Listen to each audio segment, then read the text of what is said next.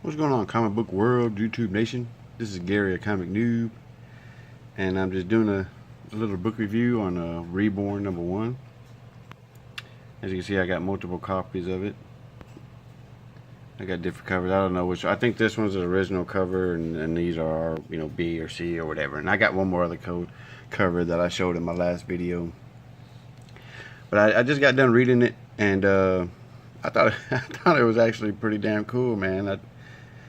It made me want to get book #2, and I think that's the key thing for what issues supposed to be.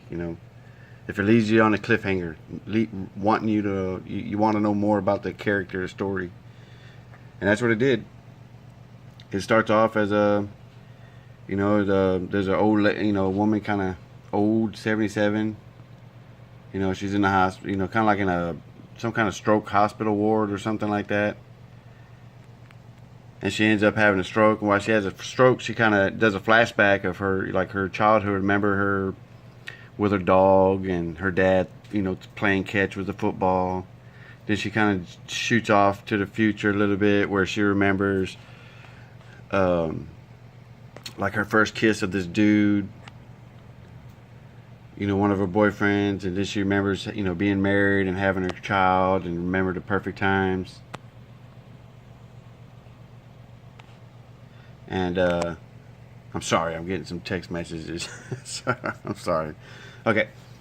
And as she remembers some scenery from her past and stuff like that. And then she wakes up, and she's kind of like looking at the waking up with the doctors and stuff hovering over her in the hospital.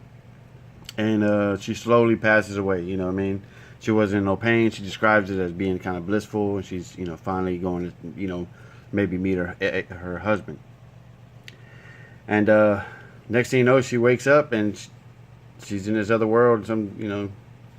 It's wild. I don't want to get too much in the story, but it's like when she passes away, like her heaven is going to this place, and and there's all kind of war going out, and they all looking to her like she's the savior, like some kind of prophecy or something. And I'm not gonna give away too much, man, but you got to read the book, man. It is for book #1. And it was a good read, man. I really dug the read. I think the art was great. That has splash page on it, and I recommend you get it. And I also picked up my Kill #3, and man, the first book I liked it. The second book, it was kind of too much kind of narrative stuff. So I'm hoping 3 will be better, man. If 3 can be better, I might continue to start getting it, because I did like #1. I thought 1 was real good. And this is Kill or Be Killed #3. Alright, guys. Y'all have a great day. Ladies and gentlemen, adios.